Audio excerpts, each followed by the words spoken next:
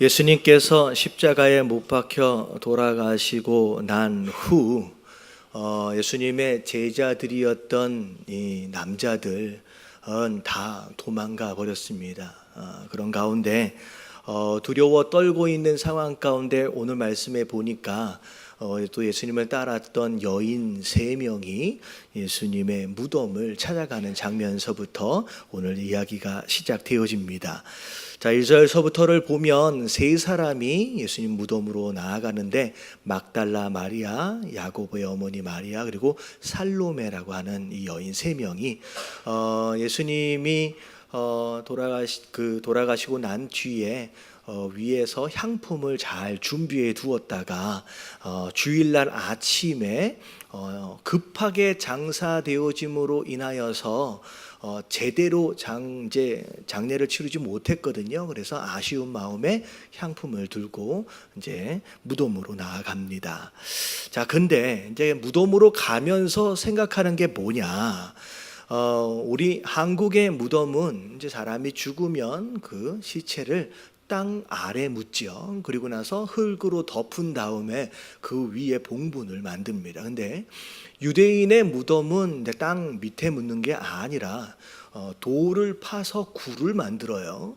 굴을 만들어서 안에다가 시체를 이제 두는 것이 이제 유대인의 장례 방법인데, 가난한 사람은 이제 크게 팔 수가 없으니까 작게 파서 작은 무덤을 갖고요.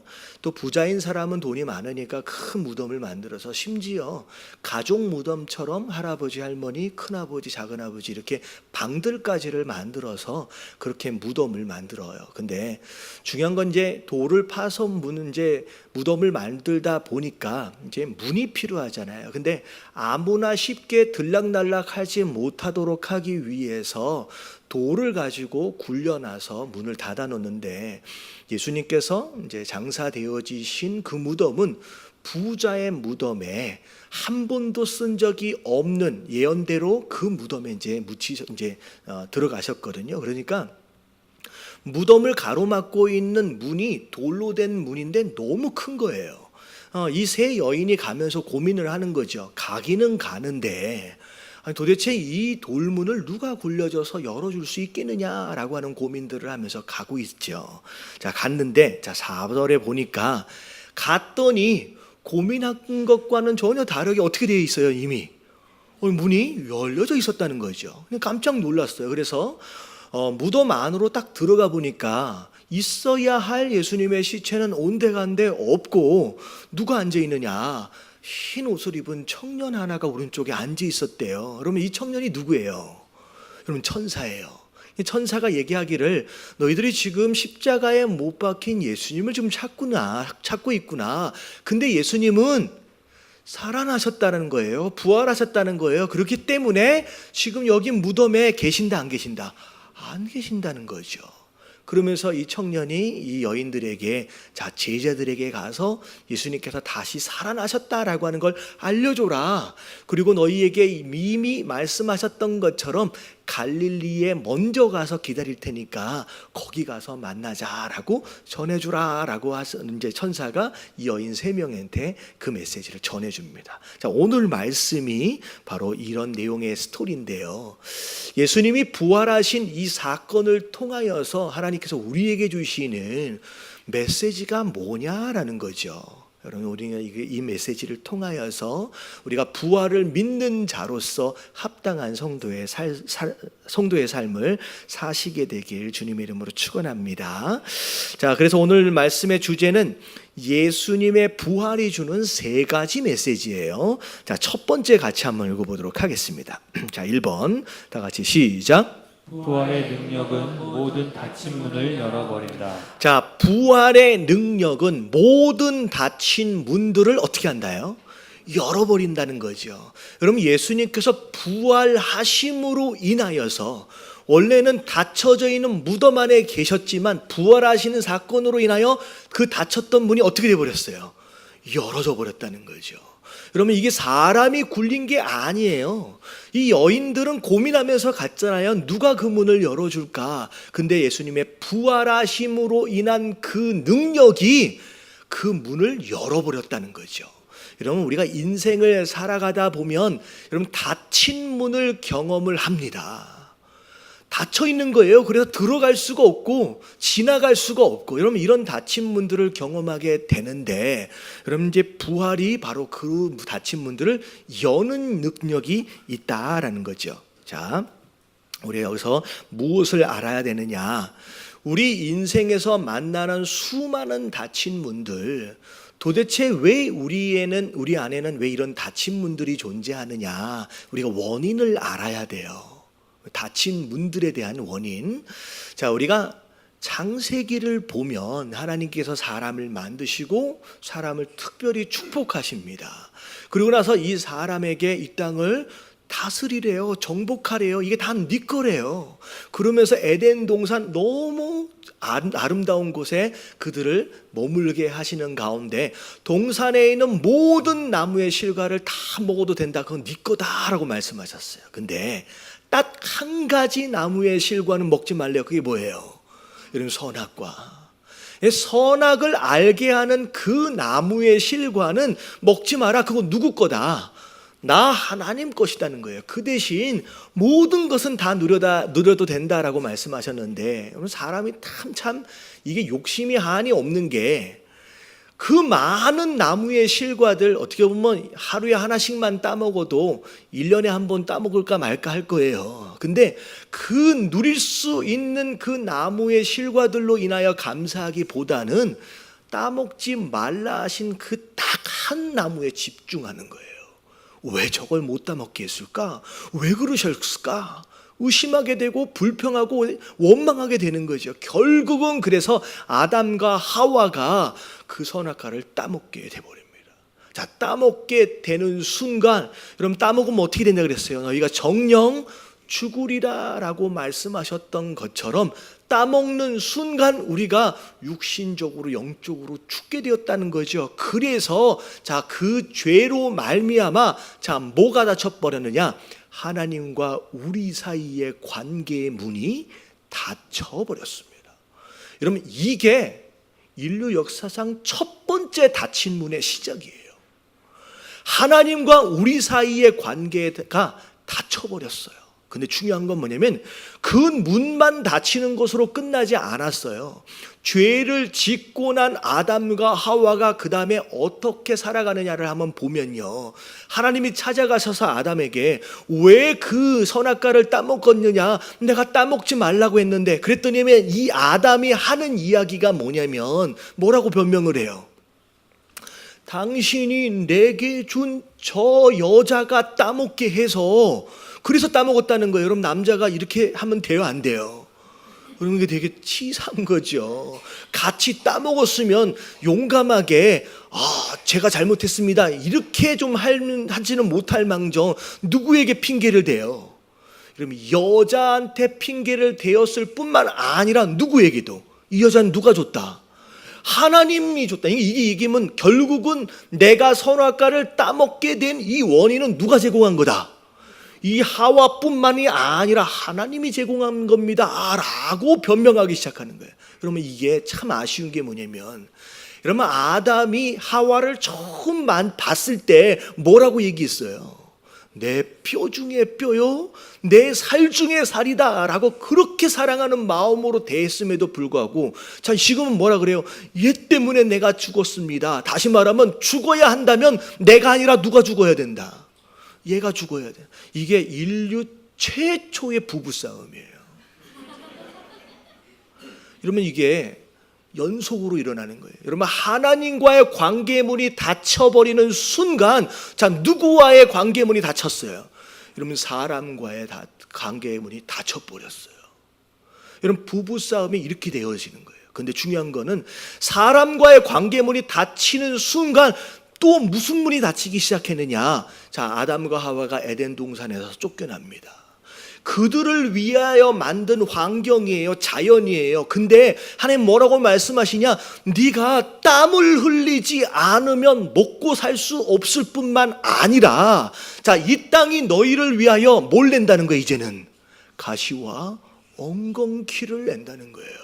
그러면 이게 사람과의 관계의 문이 딱 닫혀버리는 순간 그 다음에 무슨 문이 닫혔느냐?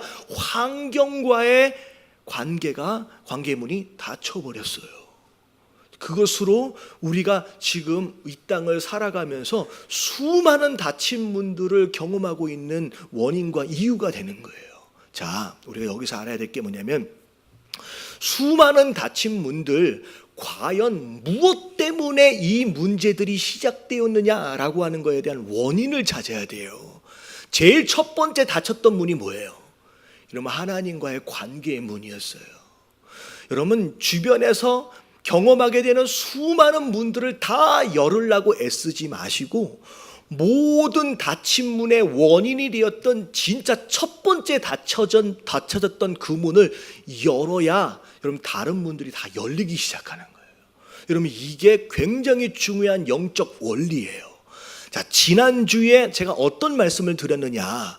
우리 주변에 자꾸 파리가 꼬여요. 근심 걱정의 파리, 유혹과 시험의 파리, 다툼과 분쟁의 파리. 여러분, 이 파리를 쫓아내려면 파리가 자꾸 찾아오는 근거를 제거해야 된다는데, 자, 뭘 치워라? 여러분, 쓰레기를 치워라. 여러분, 쓰레기를 치우지 않으면 파리는 계속 오게 돼 있는 것처럼 이것도 똑같은 문제예요. 주변에 있는 모든 문들을 열으려고 애쓰지 말고 닫혀진 모든 문들의 첫 번째 원인이었던 그 문을 열면 되는 거예요. 여러분, 깨달아지시길 주님의 이름으로 축원합니다. 자, 뭐의 문을 열어야 돼요?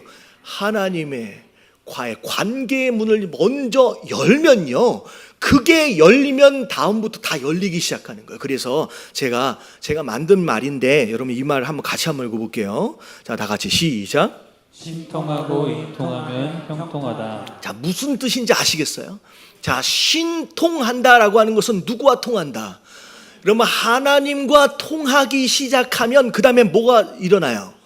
사람과 통하기 시작하고요. 여러분, 사람과 통하기 시작하면 무엇이 찾아온다? 여러분, 형통이 찾아오기 시작하는 거예요. 여러분, 형통의 복을 받기를 원하시는 분 아멘 하십시다. 여러분, 복 달라고 하나님 앞에 간구하고 구하기 전에 그분과의 아직 닫혀있는 그 문을 여는 것이 더 우선이다라는 거예요. 여러분, 그 문을 여시길 주님의 이름으로 축원합니다. 그래서 시편 128편 1절부터 2절까지를 보면, 자, 다 같이 한번 읽어볼게요. 시작. 여호와를 경외하며 그의 길을 걷는 자마다 복이 있도다. 내가 내 손이 수고한 대로 먹을 것이라. 내가 복되고 형통하리로다. 자, 뭐가 형통이냐라고 말할 때 2절을 보니까 갑자기 복권을 사서 대박이 나고 여러분, 그런 게 형통이 아니라는 거예요. 여러분들, 성도 되어지신 분들은 여러분 복권 사면 돼요, 안 돼요? 여러분, 하나님께서 그의 자녀 되어진 성도에게 주시고자 하는 형통함과 복은요, 뭐 한 대로 먹는 거예요? 땀 흘린 대로 수고한 것만큼 우리가 누리는 거, 여러분, 이게 형통인 줄로 믿습니다. 여러분, 이게 복인 거예요. 왜냐하면, 자, 보세요. 갑자기 대박이 나서 졸부처럼 뭐 해가지고 막 많아졌다 이러면 그거 감당이 안 돼. 그래서 복권 사가지고 대박 난 사람들의 거의 대부분이 뭐 한다 그래요? 다 파산하는 이유가 뭐냐면 그건 수고하여 번 게 아니기 때문에. 여러분, 진짜 형통한 것은 여러분, 내가 땀 흘린 것만큼 먹고 살 줄 아는 거, 여러분, 이게 복인데, 이게 여러분 깨달아지시길 주님의 이름으로 축원합니다. 여러분, 이게 복인 거예요. 어디 가서 도박 같은 거 하지 마세요. 여러분, 이건 형통이 아니에요. 근데 자, 그 형통함의 복은 뭐 하는 사람에게 주신다? 여호와를 경외하며 그의 길을 걷는 자, 다시 말하면 하나님과의 관계가 먼저 세워진 자들에게 주시는 것이 바로 그 형통의 복이다라는 거예요. 그래서 여러분, 먼저 뭐가 통해야 돼요? 하나님과 통해야 돼요. 여러분, 하나님과 막혀져 있는 이 관계의 문을 먼저 열어버리심으로 말미암아 여러분 형통의 복을 누리시는 저와 여러분들 되시길 주님의 이름으로 축원합니다. 그래서 예수님 부활하심으로 말미암아 그 무덤의 문이 확 열려진 것처럼 부활을 믿는 성도는 그 능력으로 여러분 하나님과의 관계의 문을 열어야 돼요. 할렐루야. 옆에 계신 분들에게 인사 좀 해주세요. 자, 좀 길 수 있어요. 신통하고, 자, 신통하고 인통하면 형통합니다. 시작.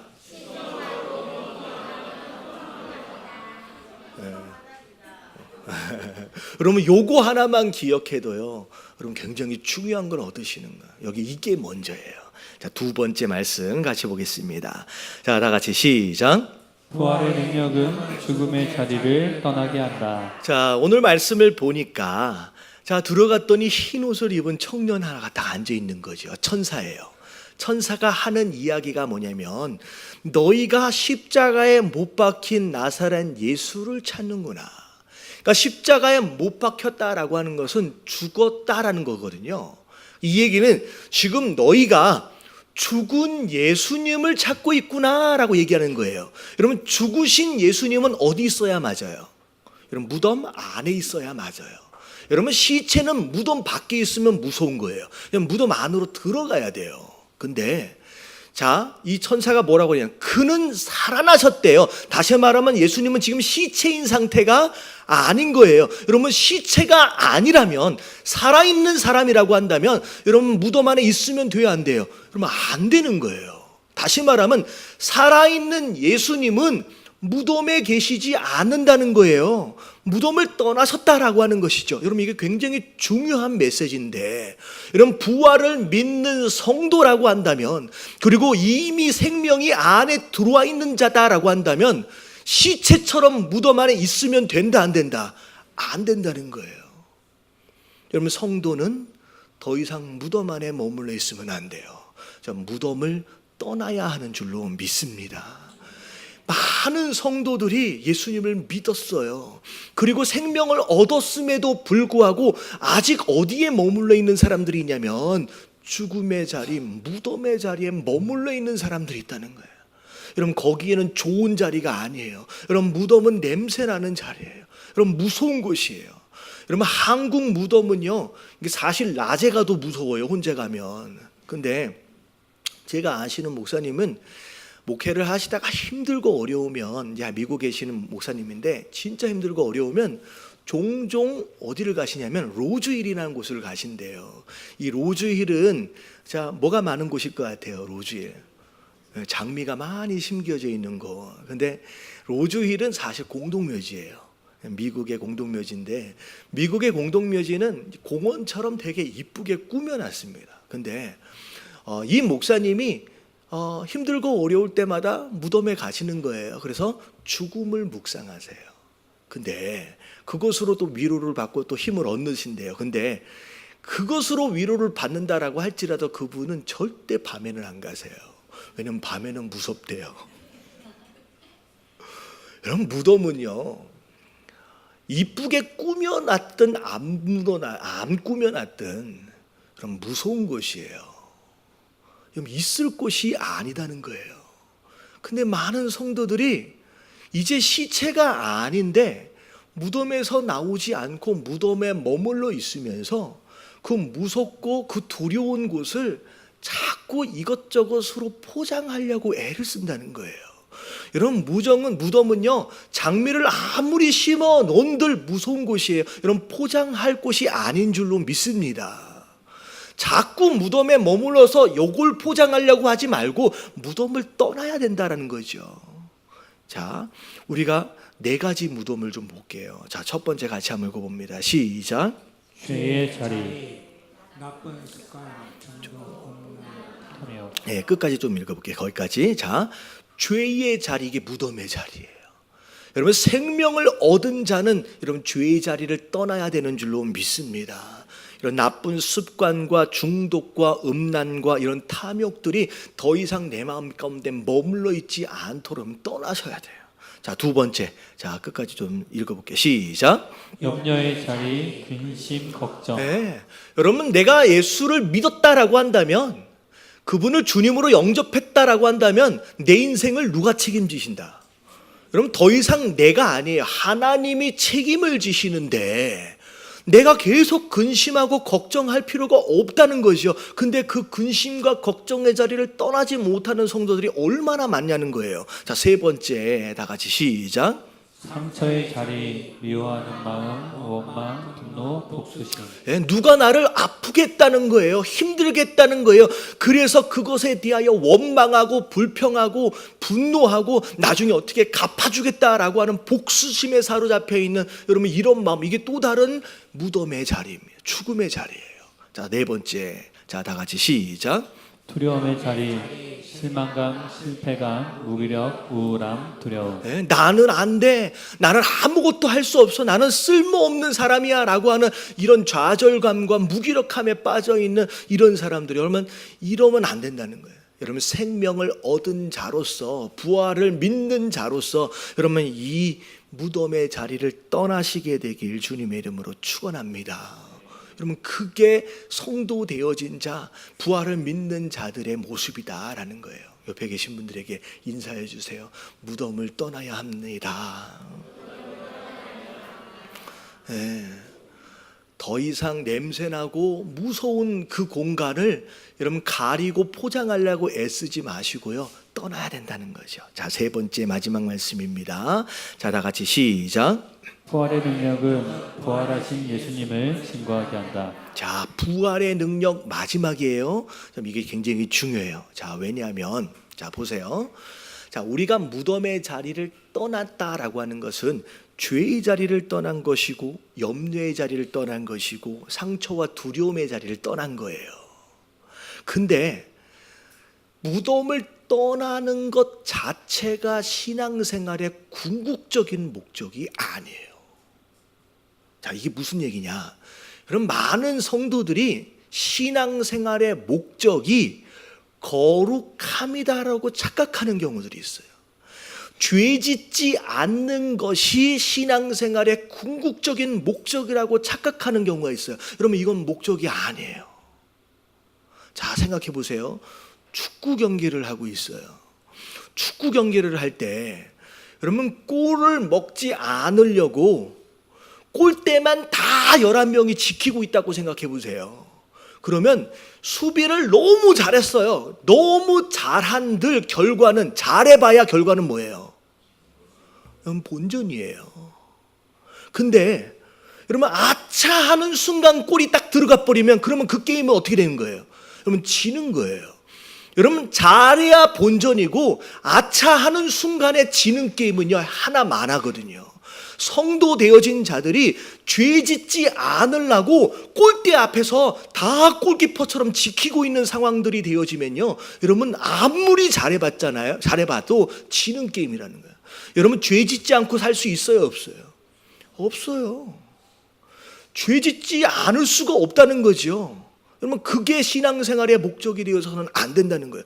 무덤을 떠나야 하지만 떠나는 것 자체가 목적이 아니다는 거죠. 자, 오늘 말씀을 보세요. 7절을 보면 자, 뭐라 그래요? 가서라고 해요. 자, 여기 예수님이 안 계신다. 무덤엔 예수님이 안 계신다. 무덤을 떠나야 된다. 근데 어딜 떠나냐? 무덤 밖에만 있으면 되는 게 아니라는 거예요. 가라라고 말씀하시는. 너희가 이제 가야 할 곳이 있다는 거예요. 어디를 가래요? 예. 예수님이 죽었다라고 알고 있는, 믿고 있는 그 제자들에게, 베드로에게 가래요. 그리고 뭐라 그래요? 예수님은 죽지 않으셨다. 죽었다 어떻게 하셨다? 살아나셨다, 부활하셨다라고 하는 것을 그들에게 전하라는 거예요. 여러분, 이게 부활을 믿는 성도, 그리고 무덤을 떠난 성도가 해야 하는 일인 줄로 믿습니다. 여러분, 이게 우리가 해야 할 일이에요. 기껏 예수 믿고 나서 죄나 안 지으려고 어디 산에 올라가고 수도원에 들어가고 기도원에 들어가는 얘기가 아니죠. 여러분, 기도원에 들어가도 죄를 지어야 안 지어요? 여러분, 지을 수밖에 없는 게 우리의 모습이에요. 여러분 계속 수비만 하지 말고 골대 앞에서 골이나 지키지 마시고 여러분 이제 골을 넣으러 가시길 주님의 이름으로 축원합니다. 우리가 하나님 앞에 마지막 심판대 앞에서 결산해야 할 열매가 있어야 되는데 여러분 무덤 떠나서 골대 지키고 있으면 결산할 열매가 어디 있겠느냐라는 거죠. 예수님 뭐라고 말씀하시면 가라는 거예요. 네가 찾아갈 사람이 있고 네가 전해야 할 복음이 있다라고 말씀하시는. 그래서 오늘 말씀을 보면 이 여자들이 비록 두렵고 무섭지만 누구에게 가요? 제자들에게 찾아가. 제자들에게 이 복음을 전하는 거예요. 그리고 그 복음을 전해 들었던 이 제자들이 처음에는 두려워했지만 나중에는 어떻게 돼요? 이 복음을 들고 부활의 소식을 들고 전 세계를 다니면서 열매 맺는 성도의 삶을 사는 거예요. 그래서 사도행전에 보면 이 사도들이 뭐 하면서 다녔는지, 자 4장 36절을 볼게요. 다 같이 시작. 사도들이 큰 권능으로 주 예수의 부활을 증언하니 우리가 큰 은혜를 받아. 자, 사도들이 큰 권능을 받았어요. 여러분 이 권능은 누굴 통하여 주시는 거예요? 여러분 성령 충만을 통하여 주시는 건데, 여러분 이게 바로 예배를 통하여 허락하시는 성령의 충만함과 능력이거든요. 근데 여러분 이것으로 머무르는 게 아니라 뭐 했다? 그 권능을 가지고 예수님의 부활하심을 전하러 세상을 향하여 나아갔다라는 거예요. 이게 너무 중요한 거예요. 여러분 종종 보면 예배를 드리는 이것이 성도의 열매인 것처럼 착각하는 경우가 있어요. 여러분 이건 열매가 아니에요. 여러분 이건 기본인 줄로 믿습니다. 아닌 것 같아요. 여러분 하나님께 예배를 드리는 것은요 성도 되어진 자의 기본이고요. 여러분 이것을 통하여 말씀을 받고 충전을 받는 거예요. 에너지를 받는 거예요. 여러분 이것이 열매라고 생각하지 마세요. 많은 성도들이 나는 주일날 예배를 갔으니까 나는 뭘 맺었다? 좀 따라와 주세요. 좀 이게 너무 힘들어지는데. 나는 예배를 드렸으니까 나는 열매를 맺었다라고 착각하는데 여러분 이건 열매가 아니에요. 이게 열매가 아니에요. 이걸 통해서 우리가 맺어야 할 열매는 어디에 있어요? 여러분 밖에 있는 줄로 믿습니다. 이걸 열매로 착각하고 있는 성도들이 한국교회 80-90%예요. 내가 이번 주에 예배를 갔으니까 나는 할 걸 다 했다는 거예요. 여러분 그러니까 교회가 죽는 거예요. 여러분 보세요. 신천지가 얼마나 열심히 전도하고 다니는지. 여러분 혹시 여기 신천지 계세요? 갈 곳 안 갈 곳을 가리지 않고 다녀가면서 얼마나 여호와 증인 보세요. 근데 진짜 오리지널 성도는 이것으로 열매를 맺었다라고 착각하고 이것으로 끝나요. 그러니까 교회가 점점 죽어가는 거예요. 여러분 전도하시길 주님의 이름으로 축원합니다. 갑자기 너무 열을 올려서 여러분 오늘 예배가 끝나고 나서 우리 전도하러 갈 거예요. 되시는 분은 전도하십시오. 혼자 전도하기는 두렵거든요. 힘들 수 있어요. 같이 전도하러 가시면 돼요.